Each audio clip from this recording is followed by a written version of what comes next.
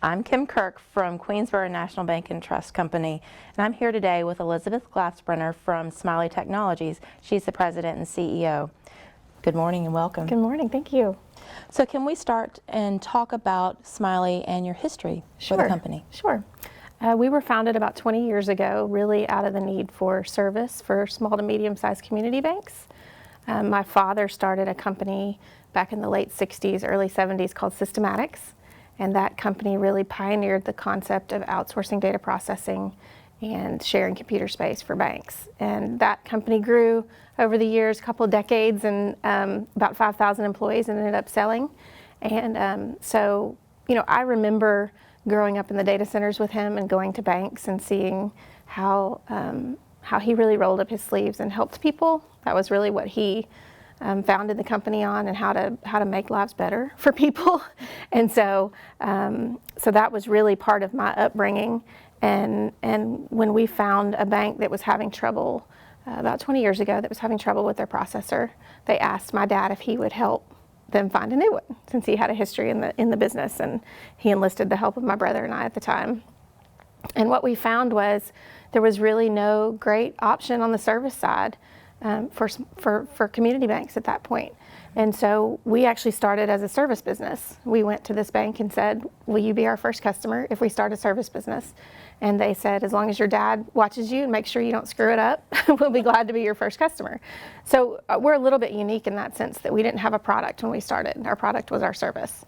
About a year into it, we realized we couldn't provide that really good service without control of the software. So probably a little naively, we hired programmers and said, we'll build our own core. And 20 years later, here we are. We've been really lucky to have referrals as our sales base. So we don't put a ton of money into sales at this point. Most of all of our money goes back into R&D and innovation and expanding the product. And so it's been a really fun ride, and we're looking forward to many more years. And that's awesome. That's how we got started. So your customer base is community banks. Yes. Can you sort of talk about the demographics of your customers? Yeah, we've purposely tried to prove the software over various sizes. So our banks range anywhere from 70 million to just over 2 billion. And we're lucky several of our banks are growing right now, and it's a good time to be in banking.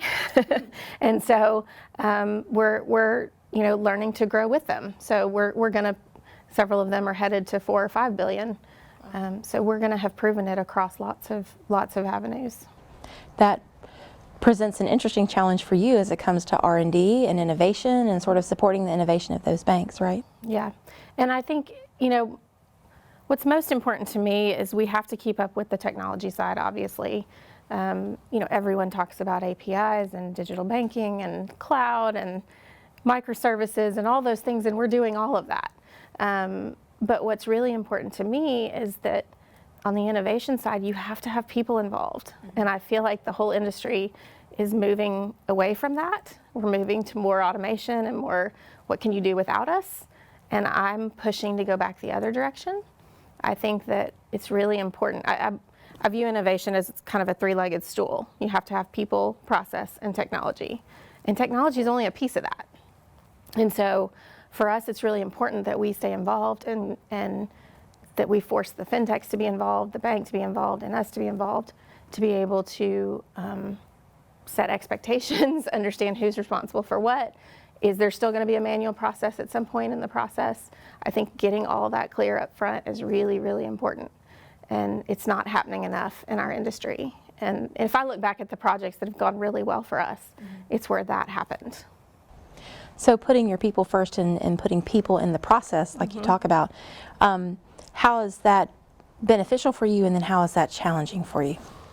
Well, it's challenging because it's a lot of people resources, right? You can't eliminate people for technology in those situations, but that's not what we're trying to do. And so it's, we train our people on the phones and on every interaction that we have. We train them to ask the question is, what's the problem you're trying to solve?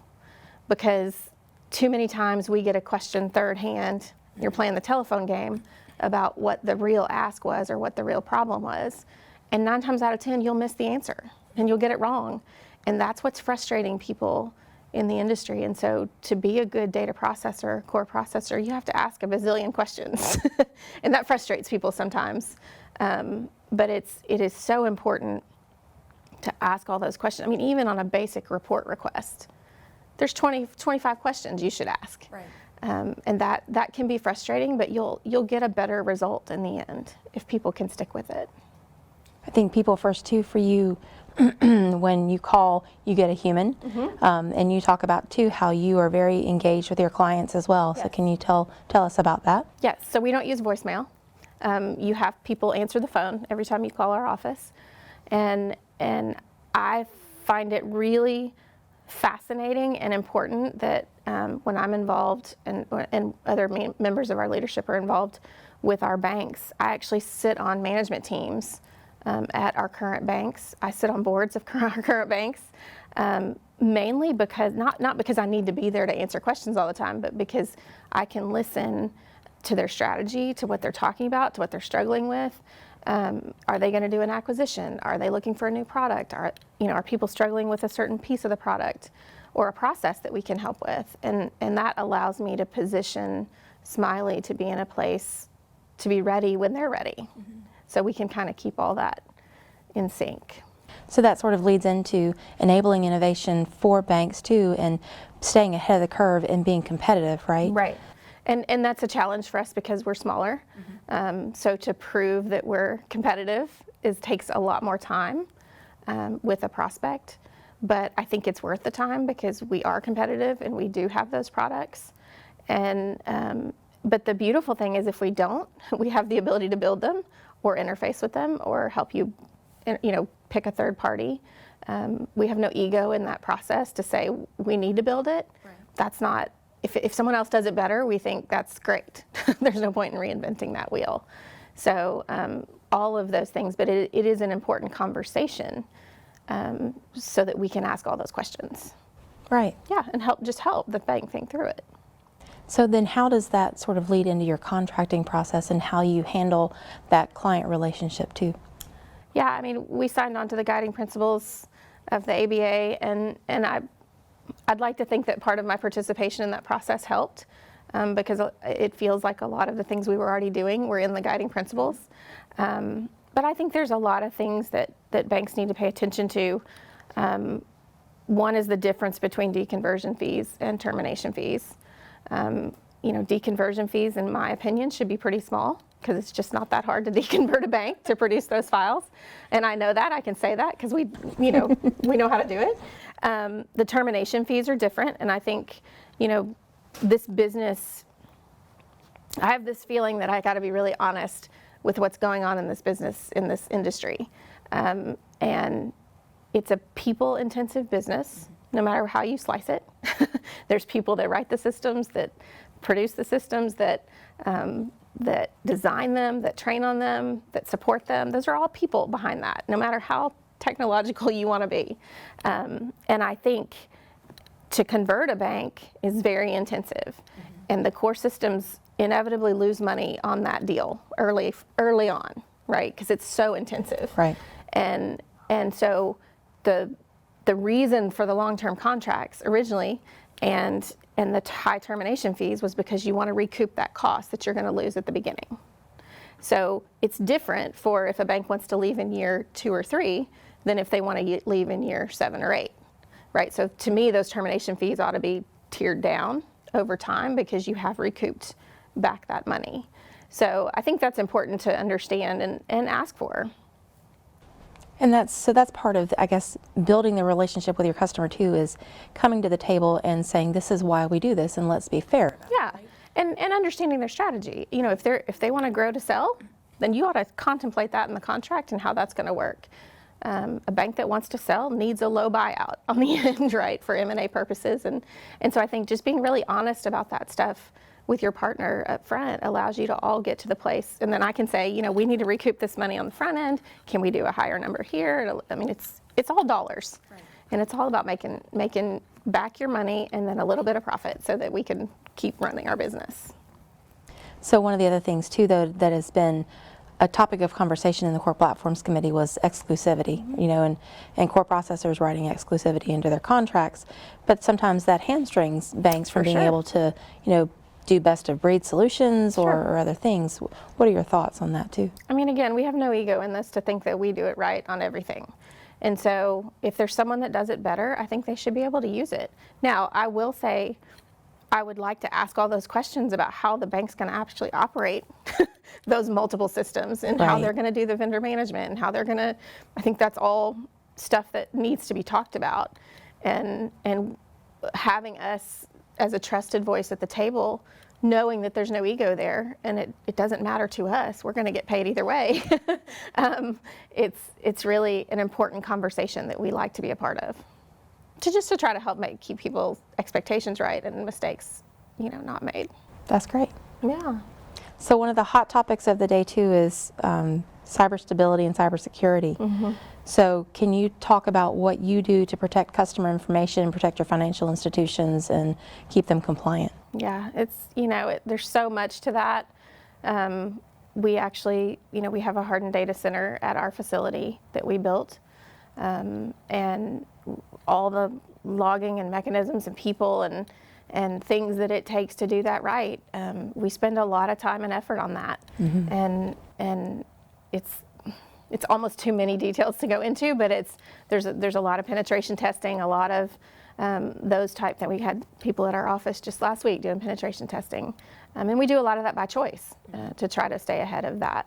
We also interact really regularly with the FDIC on their best practices and what they're expecting, and making sure that our banks understand that we're following those guidelines. And so, can you talk to me about converting, right? Because probably the two words that strike fear in bankers are core conversion, right? Yeah. So how do y'all handle that, and how do you support your customers as they come onto your systems?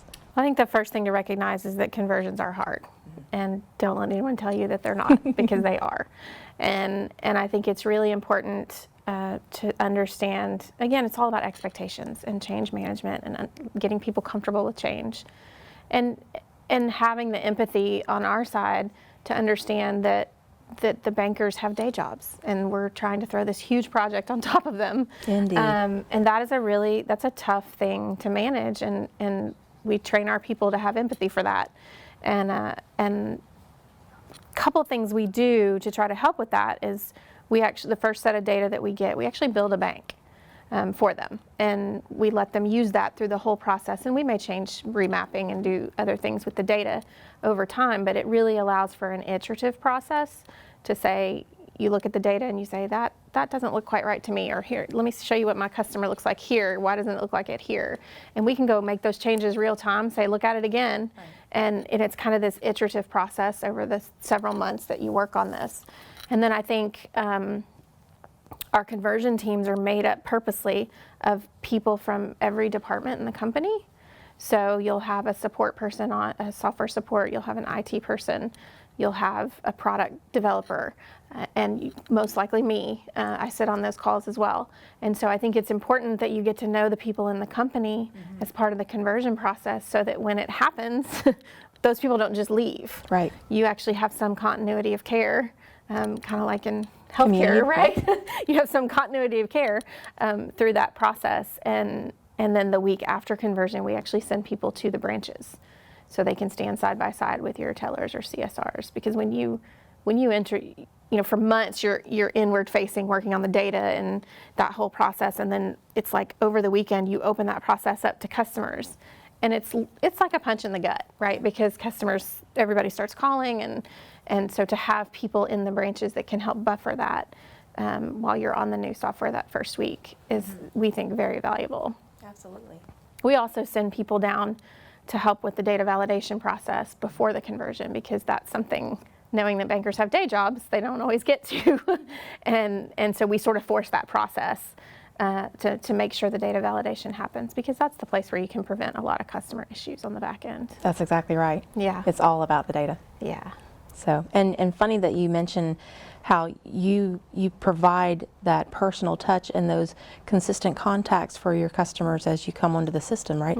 That's very similar to what community banks do, right? Right. They offer solutions that compete with big banks, but they have that personal connection with the customer, so that if a customer has a problem, they can pick up the phone and they know who they're calling. Exactly. And that's really what we're trying to provide, is that people will actually know who they're dealing with. And they, we always say we want you to get to know us. We want to get to know you. We want to know you about your families. We want to know what makes you nervous and what frustrates you. And that way, that when it does get stressful, we know what those are. It's not, it's at that point, you know how to deal with your child or your spouse or your, like that's how intimate it gets with us. Right. So what other things in closing today would you want folks to know about Smiley? I think the most important thing is that people know that we're not trying to say we have it all or we know how to solve it all. I think what we have, when you buy resources from us, you're buying resources. You're buying people, you're buying technology, you're buying advice, you're buying that trusted voice at the table. And that's important to me, because I think the industry is so focused on how do we automate integrations with everyone and let people have best of breed. And all that's really good. And we've all made a lot of progress in that area, but we haven't fixed it. I still talk to a lot of prospects that are really angry. And in fact, I hear the word hate a lot. Wow. And so I had one guy, it's kind of funny, I had one guy say to me one time, "You're kind of like the airlines. We hate you all, but we know we have to have you." And that really hit me, and it has stuck with me, because there's something still wrong. Mm-hmm. And I think we as an industry have to figure that out. I don't know the answer yet, but we're going to start with service, because that's the place where I hear it the most, and that's frankly what we're best at. And so that's the place where we sit now, is we're going to try to provide people to this process, and we think it helps. Certainly hasn't fixed all the problems in the industry, but man, I sure would love to be a part of that conversation. Yeah. Well, and making that commitment and trying to fix it, that's a very admirable thing, and something that so many banks are looking for. Well, the community banks they're doing such unique things in the communities, and frankly, we have some banks in communities that if the banks went away, those communities would die. And so I feel a real responsibility to try to help in multiple ways, not just the technology.